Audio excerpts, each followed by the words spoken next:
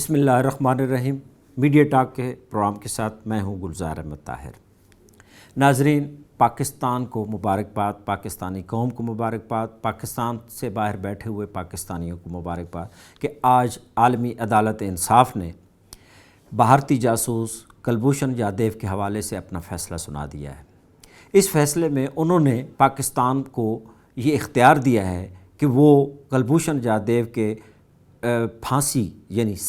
پھانسی کی سزا کے حوالے سے اپنے فیصلے پر نظر ثانی کرے۔ عالمی عدالت انصاف نے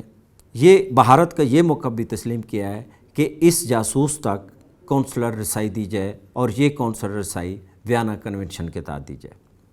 ناظرین، یہ بھارتی جاسوس کلبھوشن جادیو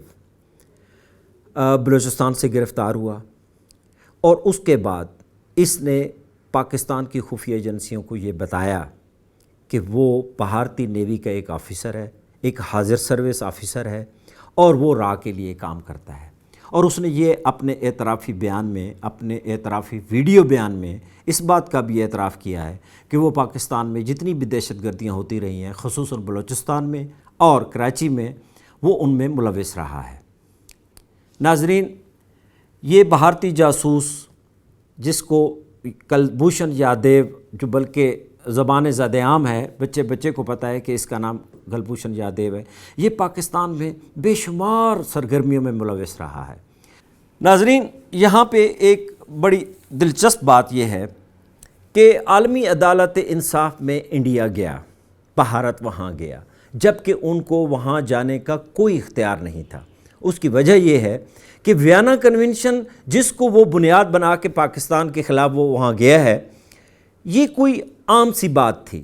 یہ رسائی، کونسلر کی رسائی کا معاملہ یہ دو ملکوں کے درمیان ہوتا ہے۔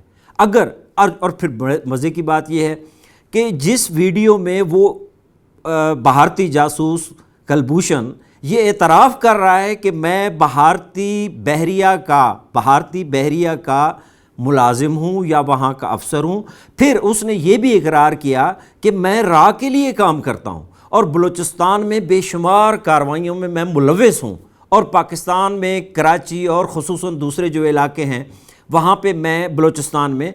دہشت گردی کی کارروائیاں کرتا رہا ہوں اور وہاں پہ لوگوں کو پیسوں کے ذریعے میں نے دہشت گردیاں کروائیں۔ اس طرح پاکستان میں بے شمار لوگ شہید ہوئے اور پاکستان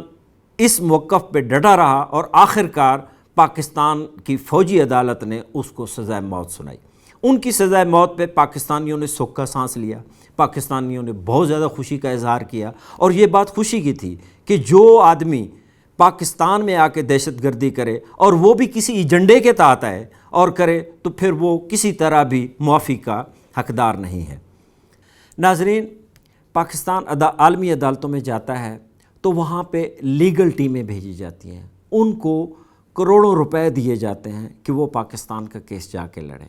لیکن وہ اس طریقے سے کیس نہیں لڑ پاتے جس طریقے سے لڑنا چاہیے، جس کے نتیجے میں ایک تو پاکستان کے خلاف بارہا دفعہ فیصلہ آ جاتا ہے، جیسے ابھی حال ہی میں ریکوڈیک کے حوالے سے آیا، اور اسی طریقے سے اب یہ فیصلہ، اس فیصلے میں ہمارے 2 دفعہ